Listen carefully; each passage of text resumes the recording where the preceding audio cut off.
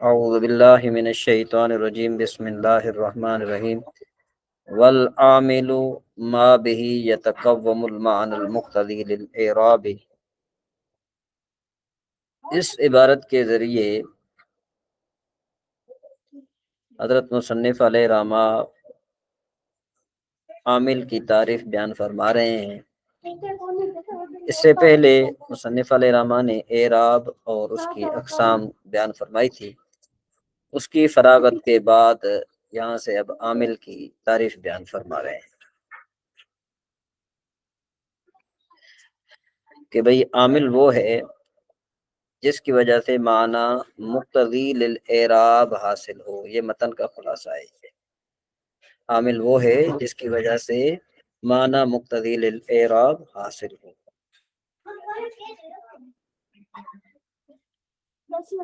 اب یہاں پر یہ جو مصنف علیہ رحمٰن نے نکالا نا لفظیًا کان او معنویًا، یہ در حقیقت ایک اعتراض کا جواب ہے۔ اعتراض یہ ہے کہ عامل کی تعریف جو ہے وہ دخول غیر سے معنی نہیں ہے، کیونکہ آپ نے کیا تعریف کی ہے کہ عامل وہ ہے کہ جس کی وجہ سے معنی مقتضی للاعراب حاصل ہو۔ ٹھیک ہے نا جی، کیونکہ عامل سے مراد یہاں پر عامل لفظی ہے۔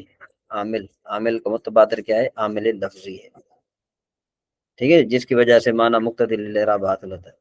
حالانکہ ہم آپ کو دکھاتے ہیں کہ معنی مقتضی للاعراب تو حاصل ہو رہا ہے لیکن عامل لفظی نہیں ہے۔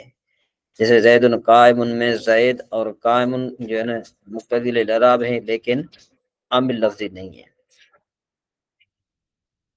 تو اس کا جواب یہ ہے کہ عامل سے مراد یہاں پر عام ہے، چاہے عامل لفظی ہو یا عامل معنوی ہو۔ ٹھیک ہے نا جی، یعنی اگر اشارے کی عبارت ماتن کی عبارت دیکھی جائے والعامل ما به يتقوم، تو چونکہ یہاں پر اس میں عموم نہیں تھا تو اس وجہ سے یہ وہم پیدا ہو سکتا تھا۔ اشارے نے فرما دیا لفظیًا کان او معنویًا۔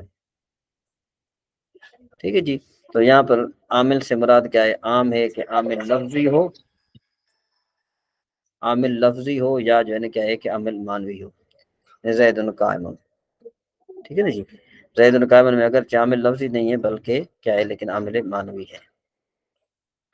آگے پھر مصنف نے فرمایا ما به يتقوم، شارح نے عبارت نکالی اے یحصل، یہ بھی در حقیقت دو اعتراض کا جواب ہے۔ پہلا اعتراض تو یہ ہے کہ یتقوم جو ہے یہ قیام سے مشتق ہے، اور قیام جو ہے یہ ضد ہے قعود کی۔ یتقوم کیا ہے؟ قیام سے مشتق ہے نا، اور قیام ضد ہے قعود کی، جو کہ خاصہ ہے کس کے ذی روح اجسام کا، اور جو عامل ہیں وہ غیر ذی روح ہیں۔ تو لہذا ما یتقوم کا یہاں پر لفظ نہیں بولنا چاہیے تھا۔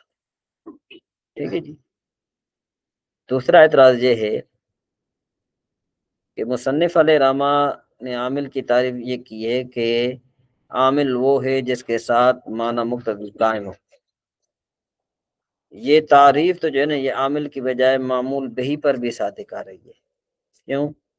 کہ معنی مقتضی للاعراب جاء زید میں زید کے ساتھ قائم ہے، حالانکہ عامل زید نہیں ہے بلکہ جا عامل ہے۔ ٹھیک ہے جی، تو یہاں پر دیکھو کہ آپ جو ہے نا یہ اس پر معمول پر بھی سچی آ رہی ہے۔ تو اس کا جواب یہ ہے کہ یہاں پر یتقوم یحصل کے معنی میں ہے، اور حصول جو ہے وہ غیر ذی روح کی صفت ہو سکتی ہے۔ اسی طرح جاء زید میں اگرچہ معنی مقتضی للاعراب زید کے ساتھ قائم ہے لیکن اس کا حصول جا کے ذریعے ہوتا ہے، لہذا جا عامل ہے۔ تو دیکھو اس جواب میں دو جوابات آ گئے۔ پہلے اعتراض کا جواب کیا تھا کہ بھئی قیام جو ہے نا قیام جو ذی روح کی صفت ہے تو لہذا قیام کا صفت لفظ نہیں بولنا چاہیے تھا، تو شارح نے فرمایا یحصل۔ ٹھیک ہے جی، اور اس کے بعد دوسرا اعتراض یہ تھا کہ عامل وہ ہے کہ جس کے ساتھ معنی مقتضی قائم ہو. تو یہ تعریف کس پر سچی آ رہی تھی؟ عامل کی بجائے معمول بہی پر سچی آ رہی تھی. ٹھیک ہے نا جی. تو کہتے ہیں کہ یہ جو جاء زیدن میں اگرچہ معنی مقتضی للاعراب کس کے ساتھ قائم ہے؟ زید کے ساتھ قائم ہے، لیکن اس کا حصول جاء کے ذریعے ہوتا ہے، تو لہذا جاء کیا ہوگا؟ عامل ہوگا. ٹھیک ہے جی. تو اس کے بعد آگے عبارت ہے کہ دیکھو یہاں پر یہ جو آپ نے دیکھ لیا کہ یہ حاصل ہوا، اس کے بعد ففی جاء زیدن. ٹھیک ہے نا جی. بلکہ جو ہے نا کیا ہے کہ ایمانن فی فی المعانی، ایمانن من المعانی. یہاں سے یہ جو شارح نے عبارت نکالے المقتضی للاعراب کے، اس کا جو ہے نا شارح نے عبارت نکالی ایمانن من المعانی. تو یہ بھی در حقیقت ایک اعتراض کا جواب ہے. اعتراض یہ ہے کہ آپ کی جو بیان کردہ تعریف ہے، عامل کی تعریف ہے نا کہ عامل وہ ہوتا ہے کہ جس کے ساتھ معنی مقتضی للاعراب قائم حاصل ہو، تو یہ حرف مضارع وغیرہ پر بھی صادق آتی ہے. کیوں کہ حرف مضارع بھی ایک شے ہے کہ جس کے ذریعے معنی حاصل ہوتا ہے، اور وہ معنی مشابہت ہے، حالانکہ حرف مضارع تو عامل نہیں ہے. ٹھیک ہے جی. تو اس کا جہاں تک یہاں جواب دیا کہ بھائی جواب یہ کہ معنی مقتضی للاعراب سے مراد وہ معنی ہے جو باری باری آنے والے ہیں. ٹھیک ہے نا جی.